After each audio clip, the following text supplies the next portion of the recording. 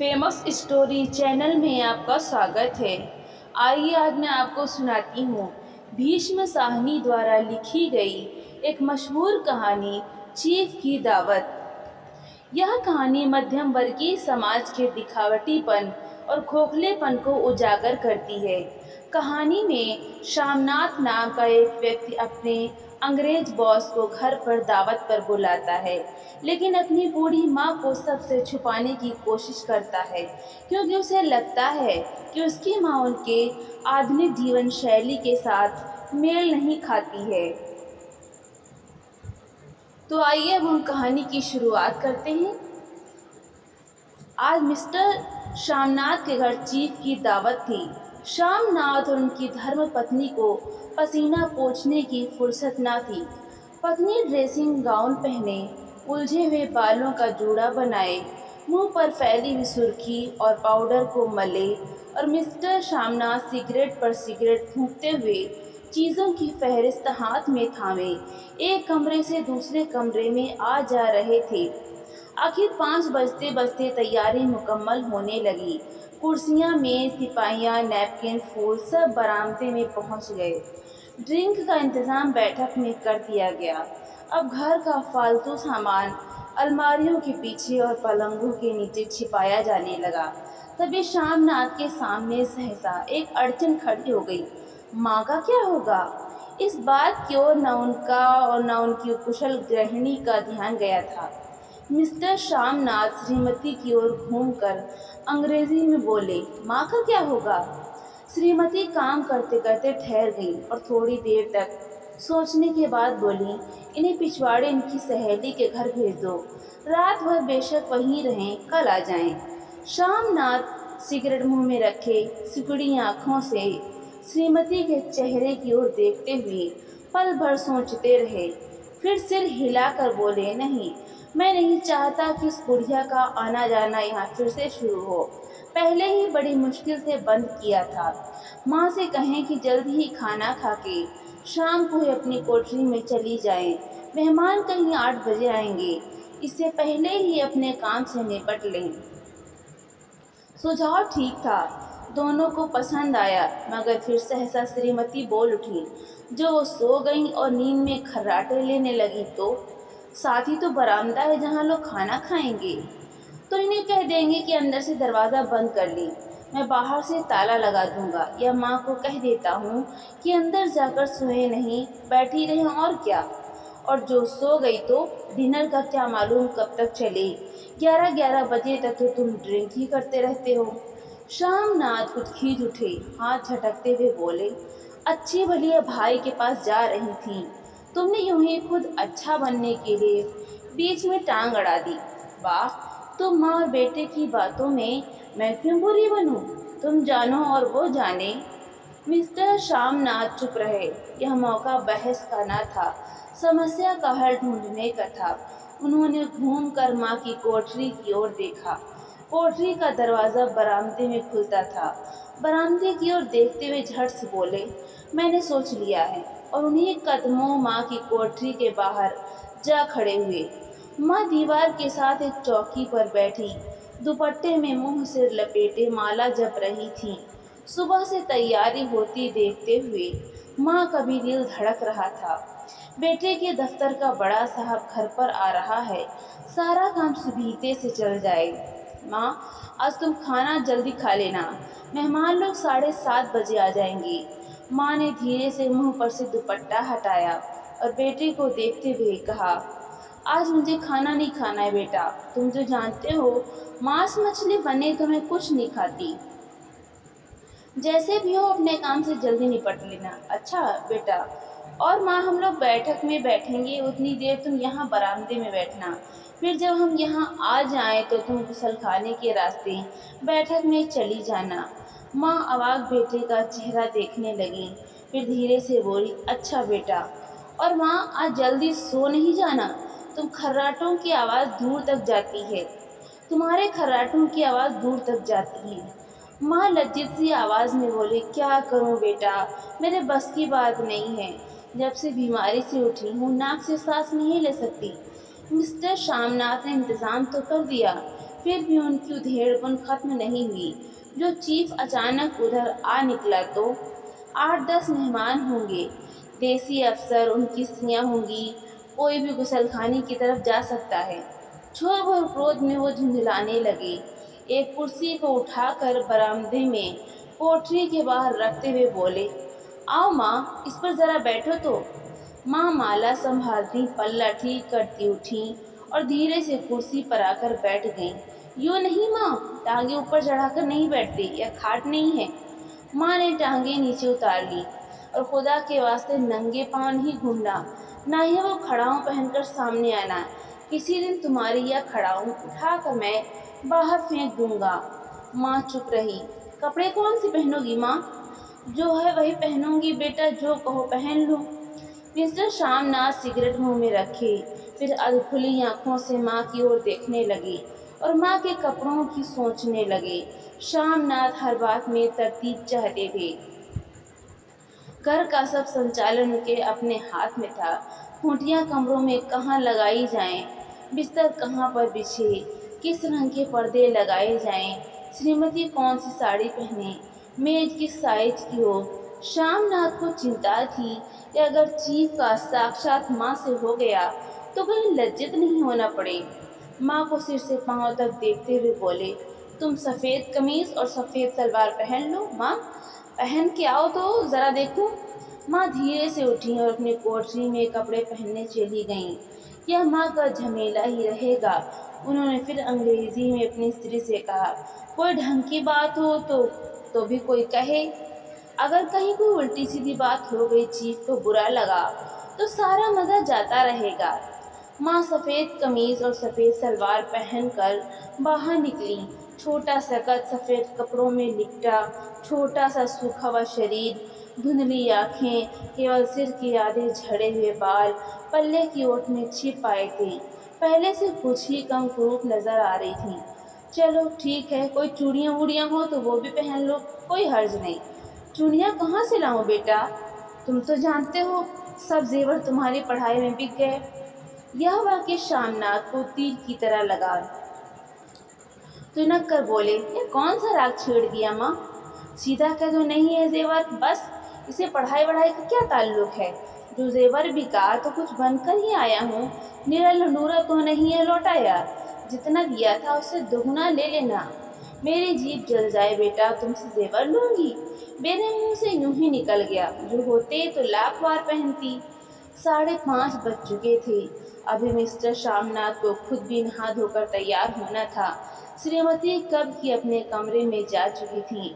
शामनाथ जाते हुए एक बार फिर माँ को हिदायत करते गए, माँ रोज़ की तरह गुमसुम बन के नहीं बैठी रहना। अगर साहब इधर आ निकले और कोई बात पूछें तो ठीक तरह से बात का जवाब देना। मैं न पढ़ी न लिखी बेटा, मैं क्या बात करूँगी? तुम कह देना माँ अनपढ़ है, कुछ जानती समझती नहीं, वो नहीं पूछेगा।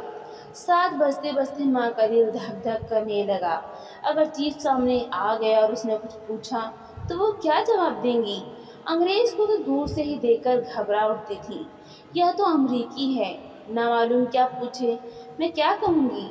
माँ का जी चाहा कि चुपचाप पिछवाड़े विधवा सहेली के घर चली जाए, मगर बेटी के हुक्म को कैसे टाल सकती थी। चुपचाप कुर्सी पर से टांगे लटकाए वहीं बैठी रहीं। एक कामयाब पार्टी वो है जिसमें ड्रिंक कामयाबी से चल जाए। शामनाथ की पार्टी सफलता के शिखर चूमने लगी।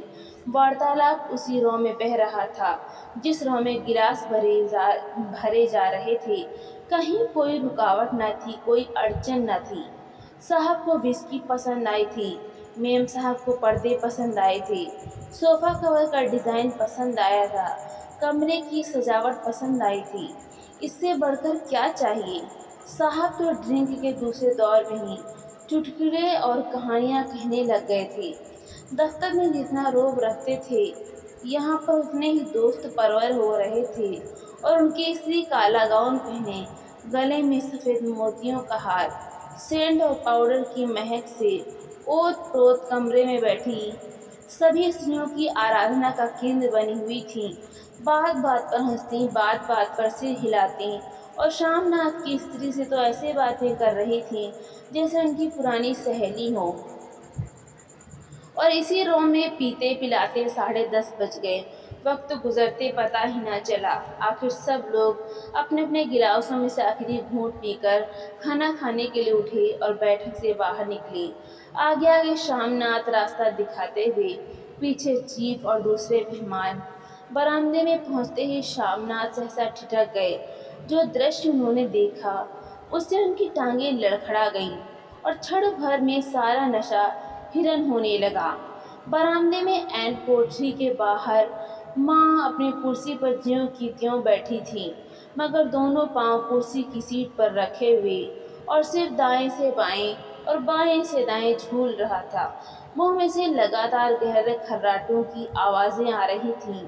जब सिर कुछ देर के लिए टेढ़ा होकर एक तरफ को थम जाता तो खर्राटे और भी गहरे उठते, और फिर जब झटके से नींद टूटती तो सिर फिर दाएं से बाएं झूलने लगता।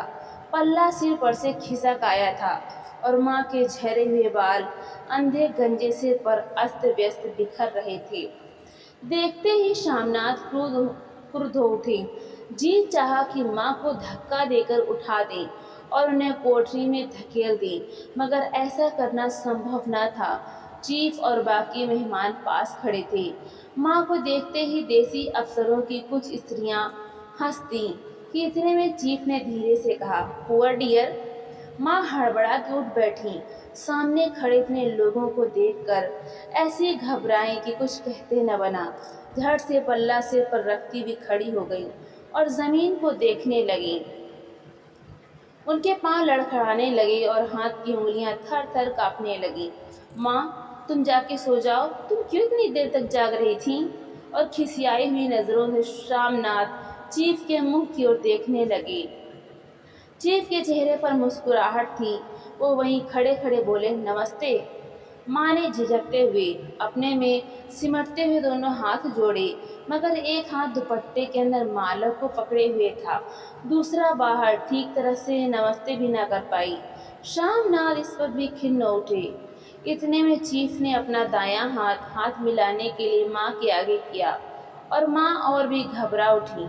माँ, हाथ मिलाओ। पर हाथ कैसे मिलाती? दाएं हाथ में तो माला थी। घबराहट में माँ ने बायां हाथ ही साहब के दाएं हाथ में रख दिया। शामनाथ दिल ही दिल में जल उठे। देसी अफसरों की स्त्रियां खिलखिलाकर हंस पड़ी।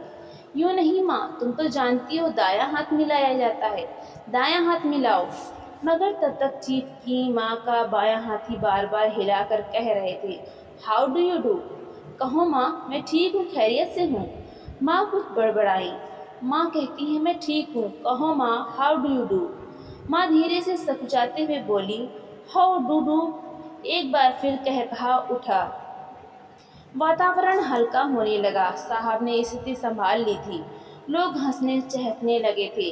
शामनाथ के मन का क्षोभ भी कुछ कुछ कम होने लगा था। साहब अपने हाथ में माँ का हाथ अब भी पकड़े हुए थे और माँ सिकुड़ी जा रही थी। साहब के मुंह से शराब की बू आ रही थी। शामनाथ अंग्रेजी में बोले, मेरी माँ गांव की रहने वाली हैं, उम्र भर गांव में रही हैं, इसलिए आपसे लजाती हैं। साहब इस पर खुश नजर आए। बोले, सच? मुझे गांव के लोग बहुत पसंद हैं। तब तो तुम्हारी माँ गांव के गीत और नाच भी जानती होंगी। चीफ खुशी से सिर हिलाते हुए माँ को टकटकी बांध देखने लगे। माँ, साहब कहते हैं कोई गाना सुनाओ, कोई पुराना गीत, तुम्हें तो कितने ही याद होंगे। माँ धीरे से बोली, मैं क्या गाऊंगी बेटा, मैंने कब गाया है। वाह माँ, मेहमान का कहा भी कोई टालता है। साहब ने इतना रीझ से कहा है, नहीं गाओगी तो साहब बुरा मानेंगे। मैं क्या गाऊं बेटा, मुझे क्या आता है। वाह, कोई बढ़िया टप्पे सुना दो पत्तर अनारा दे। देसी अफसर और उनकी स्त्रियों ने इस सुझाव पर तालियां पीटी। माँ कभी दीन दृष्टि से बेटे के चेहरे को देखती, कभी पास खड़ी बहू के चेहरे को। इतने में बेटे ने गंभीर आदेश भरे लिहाज में कहा, माँ। इसके बाद हाँ या ना सवाल ही ना उठता था। माँ बैठ गईं और क्षीण दुर्बल लरजती आवाज़ में एक पुराना विवाह का गीत गाने लगी। हरिया नी माए, हरिया नी बहने, हरिया ते भागी भरिया है। देसी स्त्रियां खिलखिला के हंस उठीं। 3 पंक्तियां गा के माँ चुप हो गईं। बरामदा तालियों से गूंज उठा। साहब तालियां पीटना बंद ही ना करते थे। श्यामनाथ की खींच प्रसन्नता और गर्व में बदल उठी थी। माँ ने पार्टी में नया रंग भर दिया था। तालियां थमने पर साहब बोले, पंजाब के गांव की दस्तकारी क्या है? श्यामनाथ खुशी में झूम रहे थे। बोले, ओ बहुत कुछ साहब, मैं आपको एक सेट उन चीज़ों का भेंट करूंगा, आप उन्हें देखकर खुश होंगे। मगर साहब ने सिर हिलाकर अंग्रेजी में फिर पूछा, नहीं, मैं दुकानों की चीज़ नहीं मांगता। पंजाबियों के घरों में क्या बनता है? औरतें खुद क्या बनाती हैं? श्यामनाथ को सोचते हुए बोले, लड़कियां गुड़िया बनाती हैं और फुलकारियां बनाती हैं। फुलकारी क्या? श्यामनाथ फुलकारी का मतलब समझाने की असफल चेष्टा करने के बाद माँ को बोले, क्यों माँ, कोई पुरानी फुलकारी घर में है? माँ चुपचाप अंदर गईं और अपनी पुरानी फुलकारी उठा लाई। साहब बड़ी रुचि से फुलकारी देखने लगे। पुरानी फुलकारी थी, जगह जगह से उसके तागे टूट रहे थे और कपड़ा फटने लगा था। साहब की रुचि को देखकर श्यामनाथ बोले, यह फटी हुई है साहब, मैं आपको नई बनवा दूंगा, माँ बना देंगी। क्यों माँ, साहब को फुलकारी बहुत पसंद है, इन्हें ऐसी एक फुलकारी बना दोगी ना? माँ चुप रहीं, फिर डरते डरते धीरे से बोली, अब मेरी नज़र कहाँ है बेटा, बूढ़ी आंखें क्या देखेंगी? मगर माँ का आवाज़ के बीच में ही तोड़ते हुए श्यामनाथ साहब को बोले, वो ज़रूर बना देंगे, आप उसे देखकर खुश होंगे। साहब ने सिर हिलाया, धन्यवाद किया और हल्के हल्के झूमते हुए खाने की मेज़ की ओर बढ़ गए। बाकी मेहमान भी उनके पीछे पीछे हो लिए। जब मेहमान बैठ गए और माँ पर से सबकी आंखें हट गईं, तो माँ धीरे से कुर्सी पर से उठी और सबसे नज़रें बचाती हुई अपनी कोठरी में चली गई। मगर कोठरी में बैठने की देर थी कि आंखों में छल छल आंसू बहने लगे। वो दुपट्टे से बार बार उन्हें पोंछती, पर वो बार बार उमड़ आते, जैसे बरसों का बांध तोड़कर उमड़ आए हो। माँ ने बहुतेरा दिल को समझाया, हाथ जोड़े भगवान का नाम लिया, बेटे के चिरायु होने की प्रार्थना की, बार बार आंखें बंद की, मगर आंसू बरसात के पानी की तरह जैसे थमने में ही नहीं आते थे। आधी रात का वक्त होगा, मेहमान खाना खाकर एक एक करके जा चुके थे। माँ दीवार से सट कर बैठी आंखें फाड़े दीवार को देखे जा रही थी। घर के वातावरण में तनाव ढीला पड़ चुका था। मोहल्ले की निस्तब्धता श्यामनाथ के घर भी छा चुकी थी। केवल रसोई में प्लेटों के खनकने की आवाज़ आ रही थी। तभी सहसा माँ की कोठरी का दरवाज़ा जोर से खटकने लगा। माँ, दरवाज़ा खोलो। माँ का दिल बैठ गया, हड़बड़ा कर उठ बैठी। क्या मुझसे फिर कोई भूल हो गई? माँ कितनी देर से अपने आप को कोस रही थी कि क्यों उन्हें नींद आ गई, क्यों वो ऊँघने लगी, क्या बेटे ने अभी तक क्षमा नहीं किया? माँ उठी और कांपते हाथों से दरवाज़ा खोल दिया। दरवाज़ा खुलते ही श्यामनाथ झूमते हुए आगे बढ़ गए और माँ को आलिंगन में भर लिया। ओ अम्मी, तुमने तो आज रंग ला दिया, साहब तुमसे इतना खुश हुआ कि क्या कहूँ। ओ अम्मी, अम्मी। माँ की छोटी सी काया सिमट कर बेटे के आलिंगन में छिप गई। माँ की आंखों में फिर आंसू आ गए। उन्हें पोंछती हुई धीरे से बोली, बेटा तुम मुझे हरिद्वार भेज दो, मैं कब से कह रही हूँ। श्यामनाथ का झूमना सहसा बंद हो गया और उनकी पेशानी पर फिर तनाव के बल पड़ने लगे। उनकी बाहें माँ के शरीर पर से हट आईं। क्या कहा माँ, यह कौन सा राग तुमने फिर छेड़ दिया? श्यामनाथ का क्रोध बढ़ने लगा था। बोलते गए, तुम मुझे बदनाम करना चाहती हो ताकि दुनिया कहे कि बेटा माँ को अपने पास नहीं रख सकता। नहीं बेटा, अब तुम अपनी बहू के साथ जैसा मन चाहे रहो। मैंने अपना खा पहन लिया, अब यहाँ क्या करूँगी? जो थोड़े दिन जिंदगानी के बाकी हैं, भगवान का नाम लूँगी। तुम मुझे हरिद्वार भेज दो। तुम चली जाओगी तो फुलकारी कौन बनाएगा? साहब से तुम्हारे सामने ही फुलकारी देने का इकरार किया है। मेरी आंखें अब नहीं हैं बेटा जो फुलकारी बना सकूं। तुम कहीं और से बनवा लो, बनी बनाई ले लो। माँ, तुम मुझे धोखा देके यूं ही चली जाओगी, मेरा बनता काम बिगाड़ोगी। जानती नहीं साहब खुश होगा तो मुझे तरक्की मिलेगी। माँ चुप हो गई, फिर बेटे के मुंह की ओर देखती हुई बोली, क्या तेरी तरक्की होगी? क्या साहब तेरी तरक्की कर देगा? क्या उसने कुछ कहा है? कहा नहीं, मगर देखती नहीं कितना खुश गया है। कहता था जब तेरी माँ फुलकारी बनाना शुरू करेंगी तो मैं देखने आऊँगा कि कैसे बनाती हैं। जो साहब खुश हो गया तो मुझे इससे बड़ी नौकरी भी मिल सकती है, मैं बड़ा अफसर बन सकता हूँ। माँ के चेहरे का रंग बदलने लगा, धीरे धीरे उनका झुर्रियों भरा मुँह खिलने लगा, आंखों में हल्की हल्की चमक आने लगी। तो तेरी तरक्की होगी बेटा, तरक्की यूं ही हो जाएगी। साहब को खुश रखूंगा तो कुछ करेगा, वरना उसकी खिदमत करने वाले और थोड़े हैं। तो मैं बना दूंगी बेटा, जैसे बन पड़ेगा बना दूंगी। और माँ दिल ही दिल में फिर बेटे के उज्जवल भविष्य की कामनाएं करने लगी। और मिस्टर श्यामनाथ, अब सो जाओ माँ, कहते हुए तनिक लड़खड़ाते हुए अपने कमरे की ओर घूम गए। तो दोस्तों, आपको ये कहानी कैसी लगी? लाइक करें, ज़्यादा से ज़्यादा शेयर करें और कमेंट करके हमें ज़रूर बताएं। और ऐसी ही कहानियाँ सुनने के लिए हमारे चैनल को सब्सक्राइब करना बिल्कुल भी ना भूलें। तो मिलते हैं अगली नई कहानी के साथ।